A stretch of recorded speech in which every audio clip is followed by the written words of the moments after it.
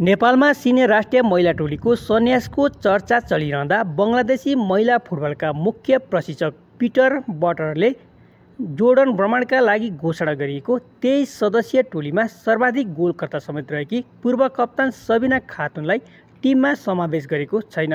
उनको साथमा अन्य 4 साफ च्याम्पियन खेलाडीलाई पनि टोली बाहिर राखिएको छ।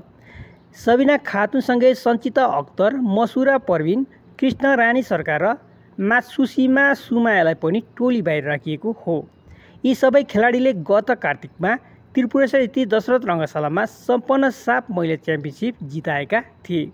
बङ्गलादेशी टोली सोमबार नै जोर्डनतर्फ प्रस्थान गरिसकेको छ। मे 31मा फिफा वरियता 54औं स्थानमा रहेको जोर्डनसँग खेल्नेछ। जुन 3मा 94 स्थानमा रहेको इन्डोनेसिया विरुद्ध मैत्रीपूर्ण खेल खेल्नेछ। यी दुई खेल आगामी जुन जुलाईमा हुने एएफसी महिला एसियन कप छनौटको तयारी स्वरूप खेल्न लागि हो।